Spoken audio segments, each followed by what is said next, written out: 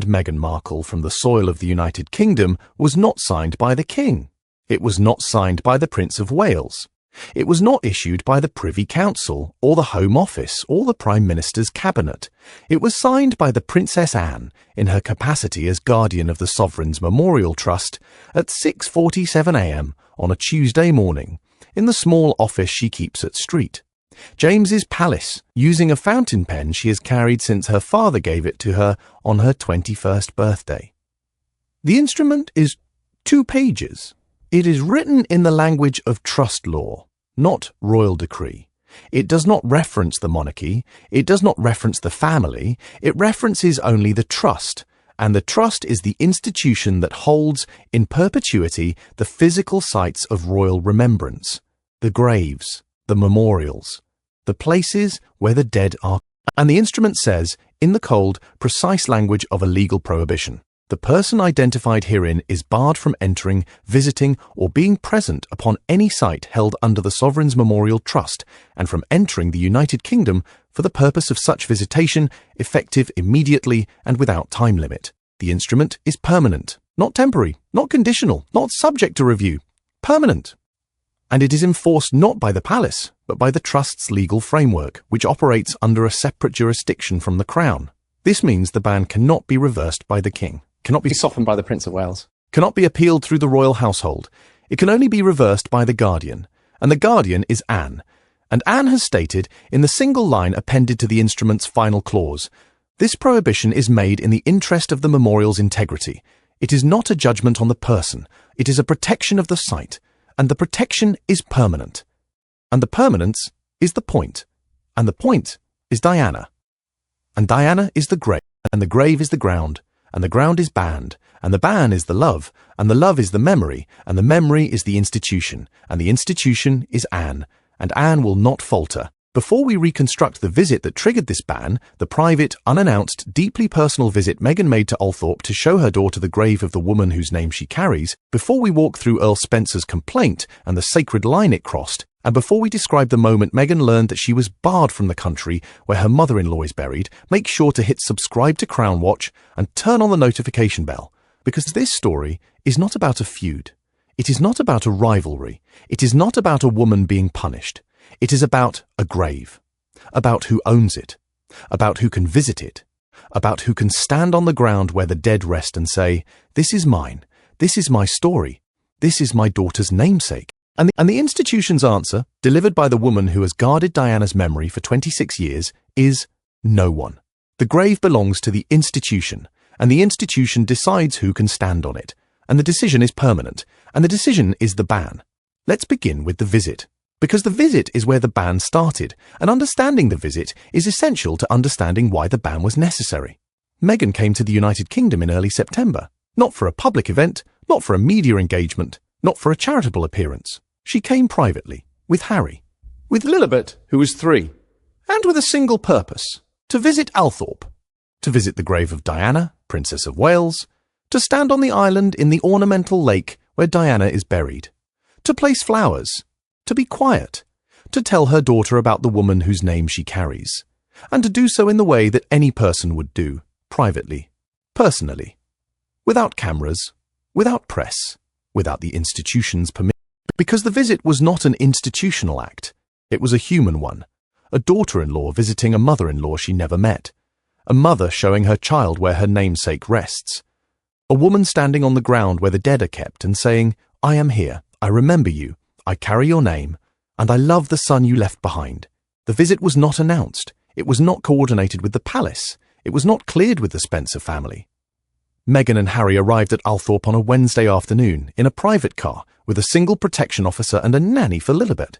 They were admitted by the estate's groundskeeper, who recognised Harry and who assumed the visit was authorised. They walked to the ornamental lake. They stood on the small island where Diana's grave is marked by a simple stone. They placed flowers. They were quiet. Lilibet, who was 3, did not fully understand. She held her mother's hand. She looked at the stone. She asked, is this where Grandma Diana sleeps? And Meghan said, yes, this is where she sleeps, and this is where we came to tell her we love her, and to tell her that you have her name, and that you are her granddaughter, and that she is part of you and part of us, and we remember her. The visit lasted 40 minutes. It was peaceful, it was private, it was by every account from those present a moment of genuine grief and genuine love. No photographs were taken, no recordings were made, no statements were issued. Meghan and Harry left the island. They walked back to the car, they drove away, and the visit ended. And for 3 days, nothing happened. No one spoke, no one complained, no one contacted the palace.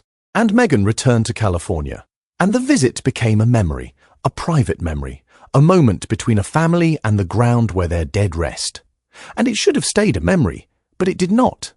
Because memories in the House of Windsor are not private. They are institutional. And the institution has guardians. And the guardians what? And the Guardians Act. Earl Spencer learned of the visit on Saturday, not from the palace, not from the press, from his estate manager, who mentioned it in passing during a routine conversation about the grounds. The estate manager said the Duke of Sussex was here on Wednesday with his wife and daughter. They visited the island. They placed flowers. They were quiet. They left. Earl Spencer listened. He did not respond immediately. He went to his study. He closed the door. He sat at his desk and he thought about his sister. About her, about the stone. About the 26 years he has spent guarding the place where she rests. About the thousands of visitors who have come to pay their respects. About the rules that govern the visits. About the permissions that are required. About the institution that holds the memorial in trust. And about the woman who had come, unannounced, unauthorized, and stood on the ground where his sister sleeps, and said, "This is my daughter's namesake. This is my story. This is mine to claim." Earl Spencer called the palace on Sunday. He did not call William. He did not call Charles. He called Anne, because Anne is the guardian of the Sovereign's Memorial Trust. Because Anne is the person who holds the legal authority over Diana's grave. Because Anne is the person who decides who can visit, who can stand on the island, who can place flowers, who can say the name. And Earl Spencer said, in the conversation that lasted 11 minutes, and that Anne has described since as the most difficult phone call I have had in 26 years of guardianship. She came to Althorpe, she visited the island, she brought her daughter, she told the child that Diana was her grandmother, that the child carried her name, that the memory was hers to carry. And she did not ask. She did not coordinate. She did not seek permission. She came as if the grave were hers, as if the memory were hers, as if Diana were hers to claim. And she is not. Diana is not hers. Diana is not anyone's. Diana is the institution's, and the institution must protect her, even from the people who love her, especially from the people who love her, because love is the most dangerous claim, and the claim must be denied, and the denial must be permanent. Anne listened. She did not interrupt. She did not defend Meghan. She did not explain the visit. She listened. And when Earl Spencer finished, she said, "I will look into it, and I will respond. And the response will be what the memorial requires." Spencer said, "The memorial requires that the grave be protected, that the memory be held, that the story be the institution's story, not a personal story, not a brand story, not a commercial story, the institution's, and the institution must say so, publicly, permanently, and it must say it in a way that no one can misunderstand, and no one can circumvent, and no one can appeal." Anne said, "I understand," and she hung up. And she went to her office at Street, James's palace, and she opened the file on the Sovereign's Memorial Trust, and she read the charter, and she read the visitation protocols, and she read the clause that governs unauthorized access, and she understood, with the clarity of a woman who has guarded the institution's memory for 73 years, that the clause had been breached, and that the breach required a response, and that the response must be permanent, because the memory is permanent, and the protection must match the memory, and the protection is the ban. Let me explain the Sovereign's Memorial Trust, because the trust is the legal mechanism that makes the ban possible, and understanding the trust is essential to understanding why the ban cannot be reversed. The Craiglished in 1997, in the months following Diana's death, by Queen Elizabeth II. Its purpose was singular, to hold in perpetuity the physical sites of royal remembrance, the graves, the memorials, the places where the dead are kept. The trust is separate from the Crown Estate. It's separate from the royal collection. It is separate from the sovereign grant. It is a private charitable trust, governed by its own charter, administered by its own board, and answerable to no one except the guardian. And the guardian, appointed by the sovereign, holds absolute authority over the trust's sites, over who can visit, over who can stand, over who can place flowers, over who can say the name. And the Guardian's decisions are final. They cannot be appealed, they cannot be reversed, they cannot be softened. They are the law of the trust. And the law of the trust is the ban. The Trust's charter contains a specific provision, Section 7, subsection C, that governs unauthorized access to memorial sites. The provision states, any person who enters, visits, or is present upon a site held under the Trust without prior written authorization from the Guardian shall be deemed to have breached the Trust's protective covenants. Such breach shall be recorded, and the Guardian may, at their discretion, issue a prohibition barring the person from further access to any site held under the Trust. Such prohibition may be permanent, and the permanence shall not be subject to review, appeal, or reversal except by the Guardian. This clause was written in 1997. It was written by Elizabeth. It was written to protect Diana's grave from the thousands of visitors who came in the weeks after her death. It was written to protect the island from the cameras, the flowers, the crowds, the grief. It was written to protect the dead from the living. And it was written to give the Guardian the power to say no, and the power to say no forever. And Anne has invoked it, and the invocation is the ban, and the ban is the protection, and the protection is Diana, and Diana is the grave, and the grave is the ground, and the ground is the band. Anne signed the instrument at 6:47 a.m. on Tuesday. She signed it in her office at Street, James's Palace. She signed it alone. No witness, no advisor, no legal counsel. She signed it as the Guardian, and she signed it with the pen her father gave her, and she sealed it with the Trust's signet. And she sent it by hand courier to 3 recipients. The first was the Home Office, because the ban involves entry to the United Kingdom, and the Home Office must be notified of any restriction on a person's right to enter. The second was Earl Spencer, because the ban responds to his complaint, and he must know that the complaint has been addressed. The third was Harry, not Meghan, because Harry is the person the institution speaks to. Because Harry is the person who brought Meghan to the island. Because Harry is the person who must understand that the ban is not about his wife. It is about the grave. And the grave is his mother. And his mother is the institution's. And the institution has spoken. Harry received the instrument on Tuesday afternoon. He was in Montecito. His legal representative read it over the phone. Harry listened. He did not interrupt. When the reading was finished, he said, "The grave?" The solicitor said, "The ban covers all sites held under the Sovereign's Memorial Trust. All of them. Althorpe, the memorial at Kensington Gardens, the resting place at the Round Tower, all of them. And it covers entry to the United Kingdom for the purpose of such visitation. It is permanent. It is without review. It is without appeal." Harry was quiet for a long time. Then he said, "She wanted to show Lilibet.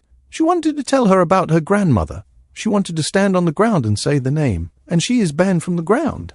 The solicitor did not answer, because the answer was in the instrument, and the answer was, yes, she is banned from the ground, and the ground is where the dead are, and the dead are where the love is, and the love is banned.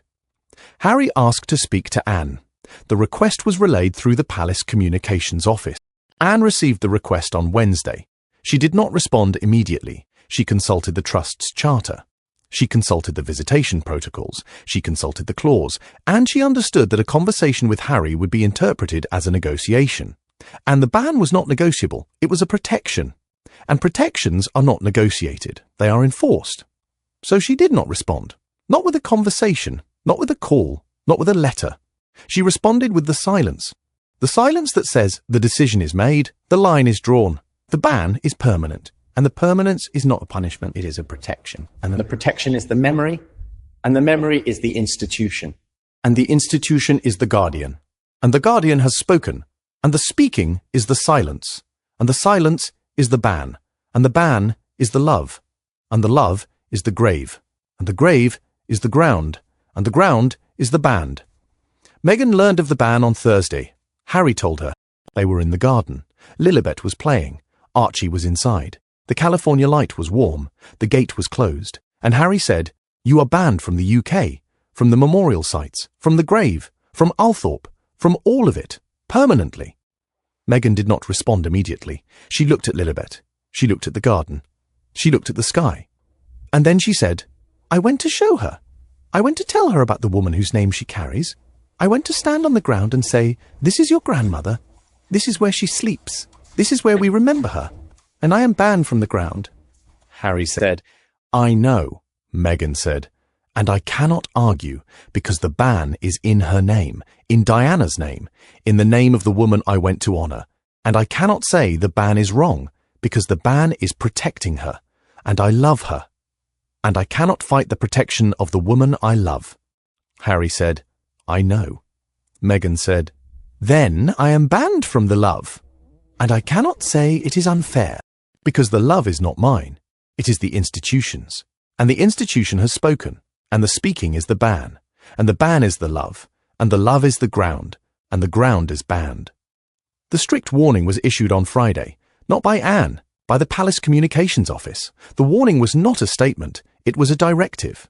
It was sent to every royal household, every charitable organisation, every media outlet, every travel coordinator, every protection officer, every legal representative connected to the royal family.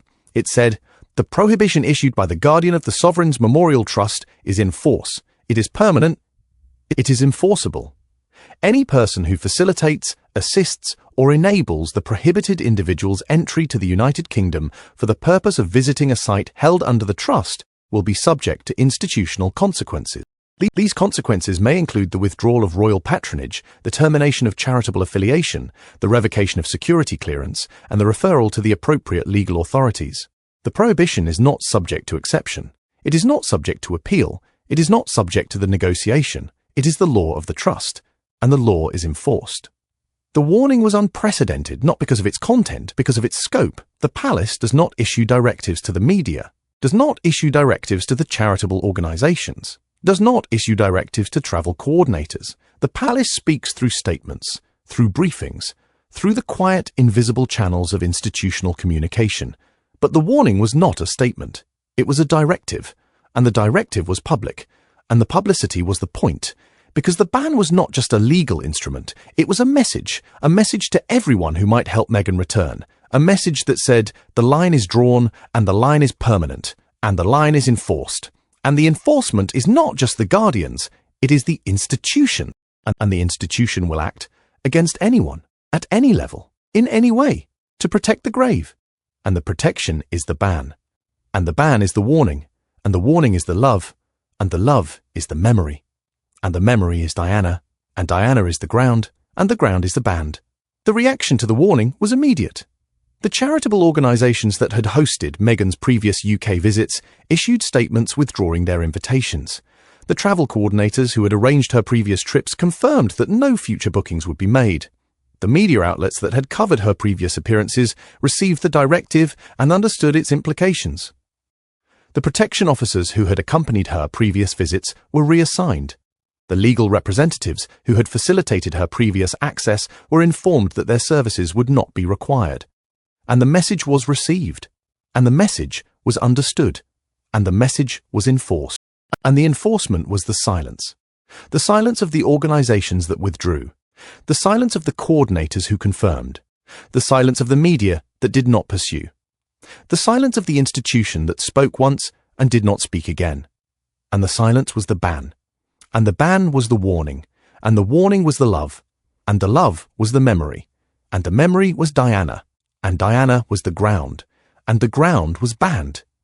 Harry's position in the aftermath has been the most complex. He is the son of the woman whose grave is protected. He is the husband of the woman who is banned. He is the father of the child who carries the name. And he is the person who brought his wife to the island, who stood with her on the ground, who watched her place the flowers, who watched his daughter hold her mother's hand and ask, "Is this where Grandma Diana sleeps?"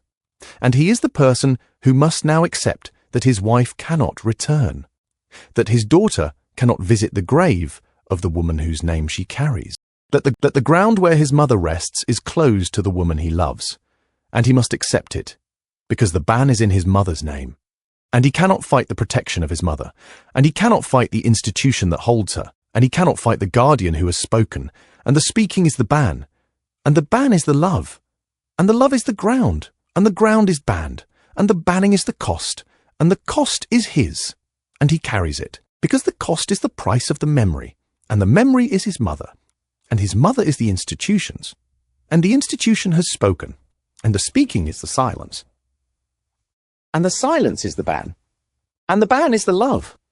William's reaction to the ban has been quiet. He was not consulted. He was not informed before the instrument was signed. He learned of it when Harry called him on Thursday evening and said, "She is banned from the UK, from the grave, from all of it, permanently." William listened. He did not respond immediately. He thought about the visit, about the island, about the flowers, about Lilibet holding her mother's hand, about the question, "Is this where Grandma Diana sleeps?" And he thought about the ban, about the permanence, about the protection, about the memory. And he said, "I understand why. I do not agree with how, but I understand why, and I cannot change it, and I will not try to change it, because the Guardian has spoken, and the speaking is the law, and the law is the trust, and the trust is the memory, and the memory is our mother, and our mother is the institutions. Speaking is the ban is the love, and the love is the ground, and the ground is the band. Catherine's reaction has been the most human. She did not speak publicly. She did not issue a statement. But she did one thing that no one outside the palace will ever know. She wrote to Meghan. Not through a solicitor, not through a communications office. She wrote a personal letter in her own hand and sent it by private courier to Montecito. The letter was 3 pages. It did not apologize for the ban. It did not defend the ban. It did not explain the ban. It said, "I cannot change what has been done. I cannot open the gate. I cannot give you the ground. But I can tell you this. Your daughter carries her name, and the name is not the institution's. The name is hers, and she will carry it. In California, in her home, in her heart, in her life. And the carrying does not require the ground. It requires the love. And the love is yours. and the love is hers, and the love is enough. And the ground is not the only place where the dead are kept. The dead are kept in the living, in the names, in the stories, in the love. And you can tell her the story, and you can say the name, and you can love her. And the loving is the memorial, and the memorial is not the island. It is the child, and the child is yours. And the child is enough. Meghan received Catherine's letter on Saturday. She read it in the garden. Lilibet was playing. Archie was inside. The California light was warm. The gate was closed, and Meghan read the letter 3 times. And when she finished, she placed it in the drawer of her desk. Beside the other letters she keeps there, the ones that matter, the ones that are not filed but held, and she did not reply, because there was nothing to reply to. The letter was not an apology. It was not a defense. It was not an explanation. It was a gift. The gift of a truth. The truth that the memorial is not the ground. It is the child. And the child is the love. And the love is enough. And the enough is the foundation. And the foundation is the carrying. And the carrying is the story. And the story is the name. And the name is the child. And the child is the memorial. And the memorial is the love. And the love is the ground. And the ground is the band. And the banning is the cost. And the cost is the carrying. And the carrying is the love. And the love is enough.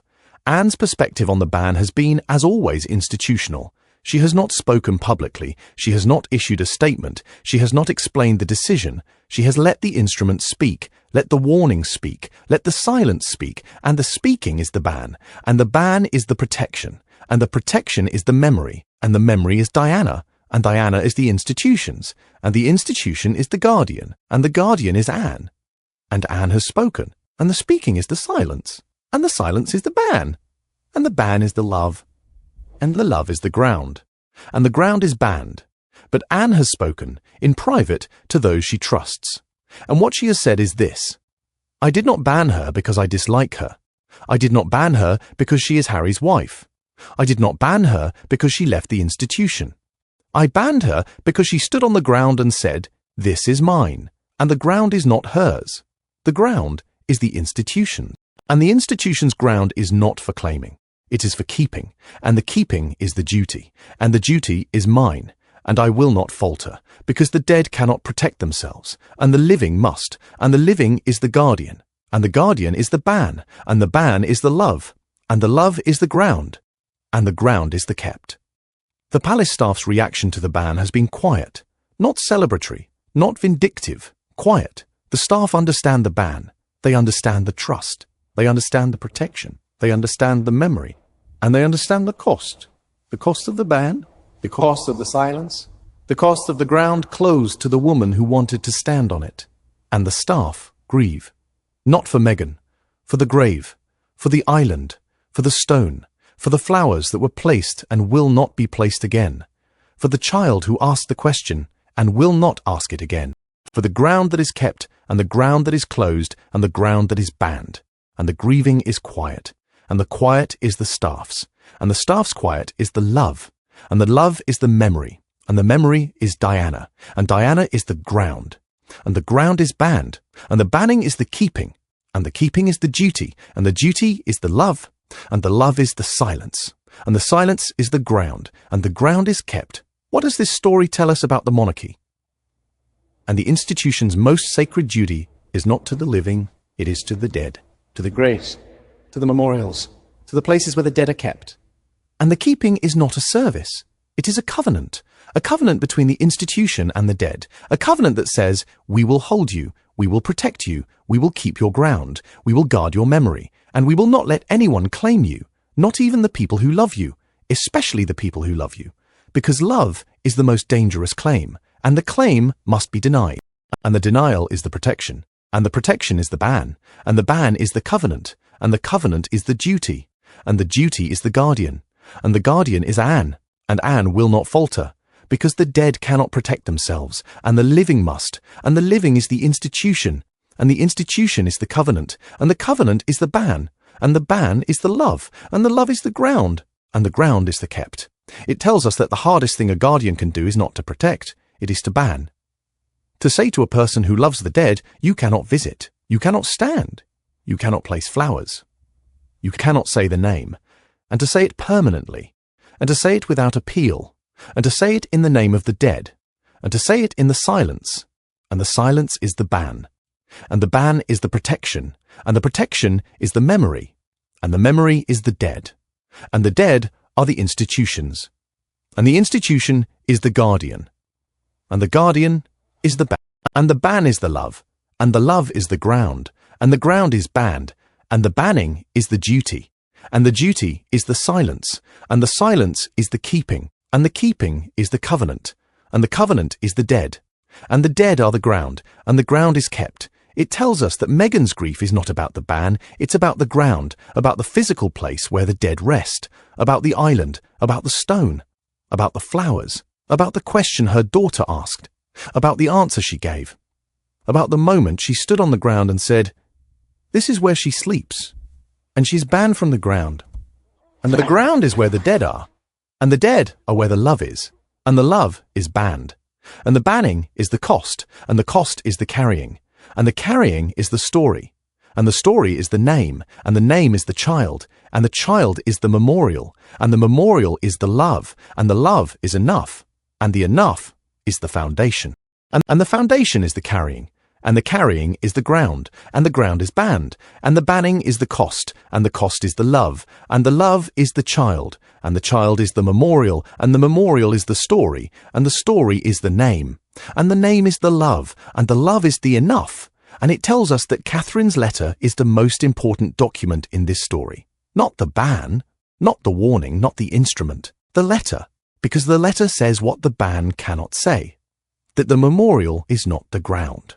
that the dead are not kept in the island, that the love is not banned, that the carrying can happen anywhere, that the story can be told in California, that the name can be said in a garden, that the child can know her grandmother without standing on the ground, and that the knowing is the memorial, and the memorial is the love is enough, and the enough is the foundation, and the foundation is the carrying, and the carrying is the story, and the story is the name, and the name is the child is the memorial, and the memorial is the love is the ground is banned, and the banning is the cost is the carrying, and the carrying is the love is enough, and the enough is the foundation is the child is the memorial, and the memorial is the love is the story is the name is the child is the future is the love is enough.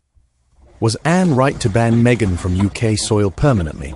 Or should the Guardian have found a way to protect the memorial without barring the woman who wanted to visit? Does the Sovereign's Memorial Trust's charter justify the ban? Or does the permanence of the prohibition exceed the trust's purpose? Should Harry have been consulted before the instrument was signed, or was the unilateral decision necessary? Is Catherine's letter, the letter that says the memorial is the child, not the ground, enough to heal the wound, or does the ban leave a mark that no letter can erase? And should the strict warning have been issued publicly, or does the publicity of the directive deepen the humiliation without adding to the protection? Tell us in the comments below. We read every one, and this story, more than any we have covered, deserves the community's judgment. If you want to stay ahead of the royal stories the mainstream media will not touch, make sure you are subscribed to Crown Watch. Share this with someone who understands that the hardest duty an institution can perform is not to protect the living, it is to protect the dead, to keep the ground, to guard the memory, to say no to the people who love, and to say it permanently, and to say it in the silence, and to let the silence be the ban, and the ban be the love, and the love be the ground, and the ground be kept. Because in the House of Windsor, the Crown protects the living, but the Trust protects the dead, and the dead are the foundation, and the foundation is the memory, and the memory is the ground, and the ground is the grave, and the grave is the island, and the island is the stone, and the stone is the name, and the name is the child, and the child is the love, and the love is the carrying, and the carrying is the story, and the story is the memorial, And the memorial is the ground, and the ground is the band, and the banning is the keeping, and the keeping is the duty, and the duty is the guardian, and the guardian is Anne, and Anne will not falter, and the faltering is not the love, and the love is the ground, and the ground is kept. Stay curious, stay informed, stay questioning, and remember, every grave has a guardian, and every guardian has a duty, and every duty has a cost, and every cost has a woman standing on the other side of the gate, asking to be let in. Until next time, keep your eyes on the closed gates and your hearts open to the ones who carry the names, because the name is the child, and the child is the memorial, and the memorial is the love, and the love is the story, and the story is the carrying, and the carrying is the ground, and the ground is the band, and the banning is the cost, and the cost is the love, and the love is the child, and the child is the future, and the future is the carrying, and the carrying is the name, and the name is the story, and the story is the memorial, and the memorial is the love, and the love is the ground, and the ground is kept, and the keeping is the duty, and the duty is the guardian, and the guardian is Anne, and Anne will not falter, and the faltering is not the love, and the love is the ground, and the ground is kept, and the kept is the memory, and the memory is Diana, and Diana is the child, and the child is Lilibet, and Lilibet is the name, and the name is the story, and the story is the love, and the love is the carrying, and the carrying is enough, and the enough is the foundation, and the foundation is the child, and the child is the future, and the future is the love, and the love is enough. Goodbye.